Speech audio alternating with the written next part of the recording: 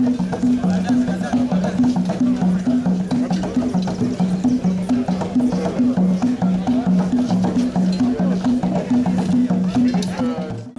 pour cette opportunité que nous offre M. Anania Mutombo, qui est expert juridique dans les droits spécifiques des personnes atteintes d'albinisme. Nous allons donc lui laisser la parole pour qu'il nous parle un tout petit peu des instruments juridiques des droits de l'homme en général et des droits spécifiques aux personnes atteintes d'albinisme. Ainsi, je donne la parole à monsieur son expert juridique Anania Mutombo. Tous les instruments juridiques protecteurs des droits humains concernent les personnes atteintes d'albinisme parce qu'ils sont des personnes humaines.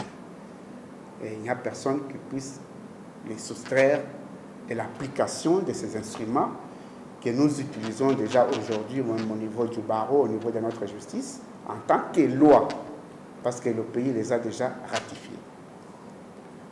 Vous avez d'abord la Déclaration universelle des droits de l'homme. C'est un premier instrument juridique qui protège les êtres humains, y compris les personnes vivant avec albinisme.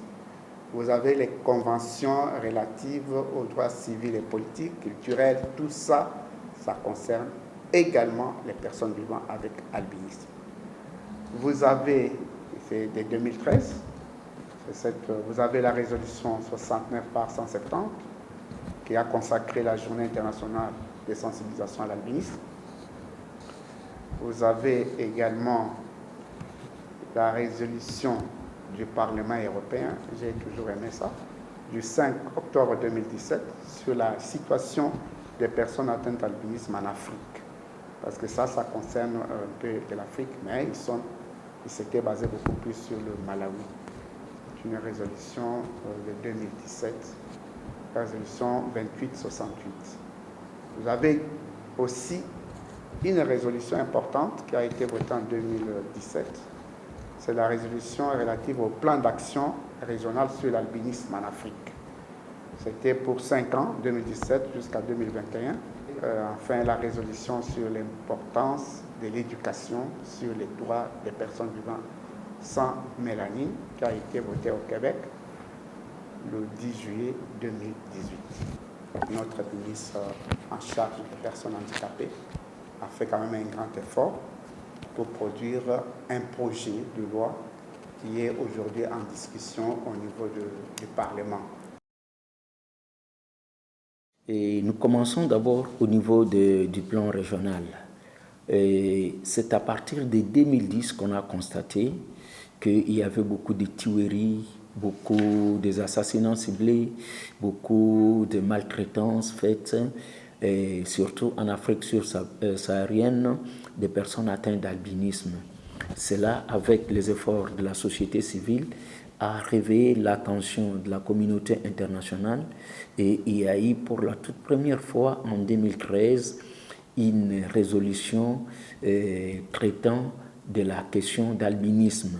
Et jusqu'aujourd'hui, en 2022, nous en avons maintenant, disons, des instruments, des mécanismes, autant de résolutions qui peuvent faire, si j'ai une bonne mémoire, 12, condamnant la discrimination, exigeant les États partis à protéger cette catégorie de personnes dont il y a eu un plan de stratégie nationale, un plan d'action régional qui a été juste stipulé au niveau de Nairobi en 2017, parlant de 4 axes, entre autres, la prévention, la protection, la responsabilité et la non-discrimination. Maintenant, au niveau de la RDC, nous avons eu un ministère en charge des personnes vivant avec handicap et autres personnes vulnérables.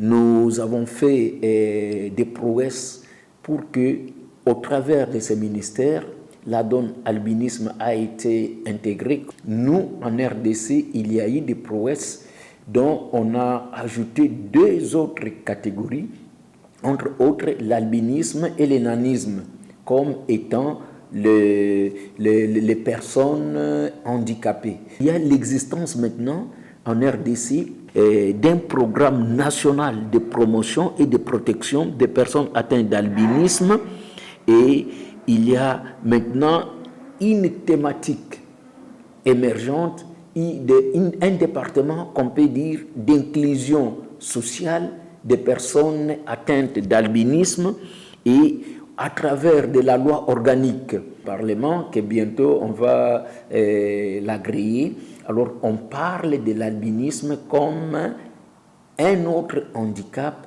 et c'est déjà une prouesse. Et puis on peut évoluer encore.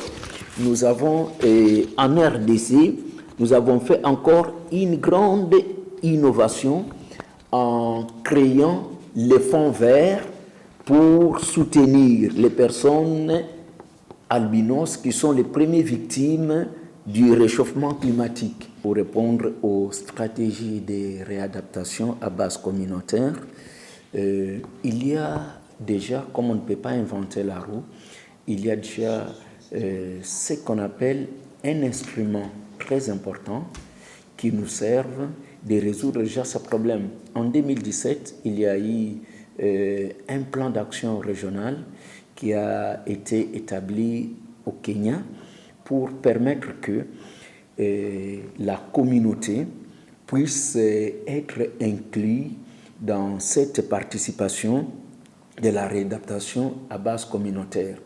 Alors, le plan d'action régional appelait à l'action des parties prenantes telles que la police, les chefs coutumiers, les gouvernements, les universités, les écoles, les magistrats et les leaders religieux pour s'impliquer dans cette lutte afin d'intégrer tout le monde.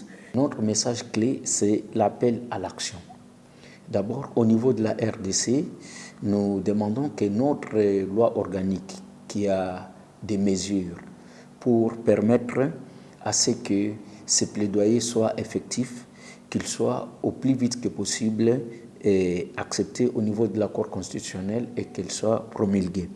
Ainsi, il y a un programme de promotion et de protection des personnes atteintes d'albinisme, que ce soit au plus vite que possible exécuté, et qu'on puisse aussi accélérer la création d'une direction d'inclusion sociale des personnes atteintes d'albinisme en RDC, qui pourront pallier juste à cette inclusion et intégration.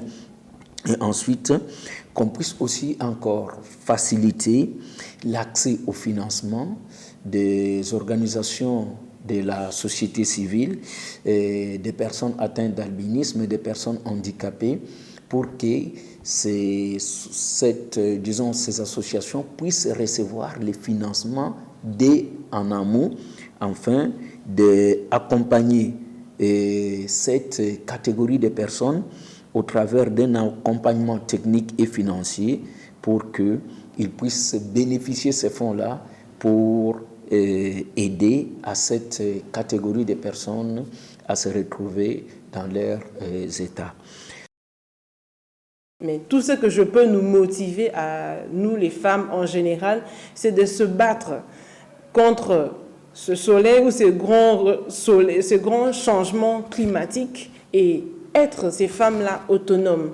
Et j'en profite également faire un plaidoyer pour l'autre catégorie de femmes, qui sont les mères génitrices, particulièrement les mères des enfants atteints d'albinisme. Ces dames sont vraiment les femmes victimes. C'est l'homme qui va répudier sa femme, ou soit c'est la belle famille qui va répudier cette femme.